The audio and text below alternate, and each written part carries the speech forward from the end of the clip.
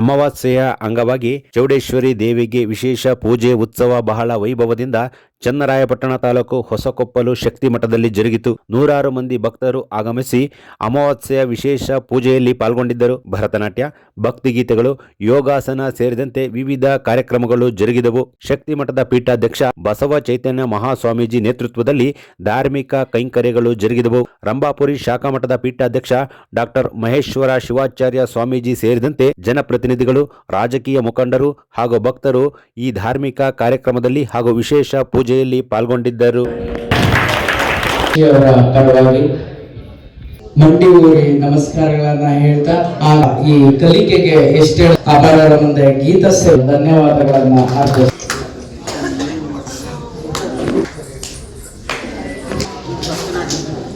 ಮುಂದಿನದಾಗಿ ಈಗ ಒಂದು 3 ನಿಮಿಷ ಅವರಿಗೆ ಪ್ರೀತಿಯಿಂದ ನಾನು ವೇದಿಕೆಗೆ ಸ್ವಾಗತ.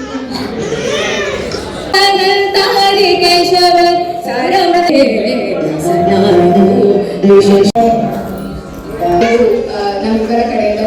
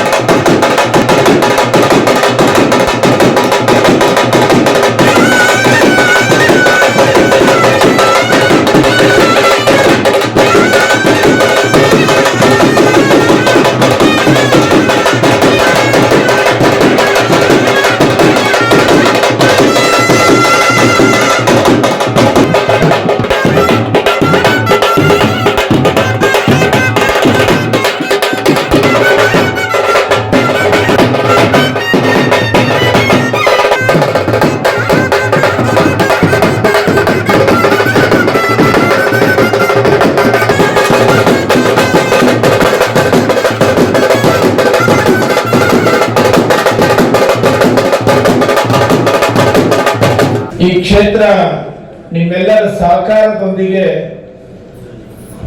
ವರ್ಷದಿಂದ ವರ್ಷಕ್ಕೆ ಬೆಳವಣಿಗೆಯ ಒಂದು ಪಥದಲ್ಲಿ ನಡೀತಾ ಇರ್ತಕ್ಕಂಥದ್ದನ್ನು ನೋಡಿದ್ರೆ ಆ ದೇವಿಯ ಶಕ್ತಿ, ಈ ಕ್ಷೇತ್ರದ ಶಕ್ತಿ ಎಷ್ಟರ ಮಟ್ಟಿಗೆ ಅನ್ನೋದು ಈ ಕ್ಷೇತ್ರದ ಅಭಿವೃದ್ಧಿನೇ ಒಂದು ಕಾರಣ ಅಂತ ಹೇಳಲಿಕ್ಕೆ ಈ ಸಂದರ್ಭದಲ್ಲಿ ನಾವಾದ್ರೂ ಕೂಡ ಬಯಸ್ತೀವಿ. ಅಂತಂದ್ರೆ ಇವತ್ತ ಬೇಕಾದಷ್ಟು ಶ್ರೀಮಂತರುಗಳಿದ್ದಾರೆ, ಹೌದಾ ಇಲ್ಲ?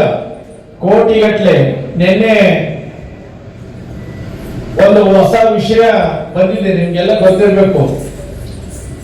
ಅಯೋಧ್ಯೆಗೆ ಒಂದು ರಾಮನ ಮೂರ್ತಿಯನ್ನ ಕೊಡುಗೆಯಾಗಿ ಕೊಟ್ಟೋಗಿದ್ದಾರೆ. ಯಾರೋ ಪುಣ್ಯಾತ್ಮರು, ಯಾರು ಕೊಟ್ಟರು ಅನ್ನೋದಕ್ಕೆ ಮಾಹಿತಿ ಇಲ್ಲ, ಆದ್ರೂ ಕೊಟ್ಟೋಗಿದ್ದಾರೆ. ಅದರ ಬೆಲೆ 35 ಕೋಟಿ ರೂಪಾಯಿ ಅಂತೆ. ಆ ಚಿನ್ನದಿಂದ ಮಾಡಿರ್ತಕ್ಕಂಥ ರಾಮನ ಮೂರ್ತಿ ಒಂದು ಫೋಟೋ ಫ್ರೇಮ್ ನಲ್ಲಿ ಕೊಟ್ಟಿದ್ದಾರೆ. ಅದು 35 ಕೋಟಿ ರೂಪಾಯಿ. ಯಾರು ಕೊಟ್ಟರು ಅನ್ನೋದು ಎಲ್ಲೂ ಕೂಡ ಅವರ ಹೆಸರನ್ನ ಬರ್ದಿಲ್ಲ, ಎಲ್ಲೂ ಕೂಡ ಮಾಹಿತಿ ಇಲ್ಲ. ಆದ್ರೂ ಆ ಕೊಡುಗೆಯನ್ನ ರಾಮನ ಒಂದು ಅಯೋಧ್ಯೆಗೆ ಕೊಟ್ಟಿದ್ದಾರೆ.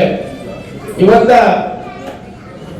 ಬಹಳಷ್ಟು ಜನ ಶ್ರೀಮಂತರುಗಳಿದ್ರು ಕೂಡ ಆ ಶ್ರೀಮಂತರು ಅವರವರ ಕುಟುಂಬಕ್ಕೆ ಸೀಮಿತವಾಗಿರ್ತಕ್ಕಂಥ ಶ್ರೀಮಂತರುಗಳು ಬಹಳಷ್ಟು ಜನ ಸಿಗ್ತಾರೆ. ಆದ್ರೆ ಮಠ ಮಂದಿರಗಳಿಗೆ, ಬಡ ಅನಾಥಾಶ್ರಮಗಳಿಗೆ ದಾನವಾಗಿ ಕೊಡ್ತಕ್ಕಂಥ ಶ್ರೀಮಂತರು ಬಹಳ ವಿರಳ. ಹಣದ ಶ್ರೀಮಂತರು ಎಷ್ಟೇ ಇದ್ರೂ ಕೂಡ ಅವ್ರ ಉಪಯೋಗ ಬರೋದಿಲ್ಲ.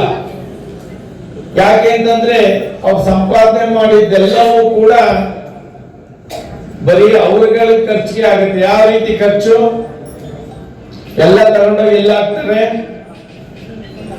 ಬೆಂಗಳೂರು ಹಾಸ್ಪಿಟ್ಲಿಗೆ ಕಟ್ಟೋದು ಜಾಸ್ತಿ ಅಲ್ಲ, ಹೌದಾ ಇಲ್ಲ?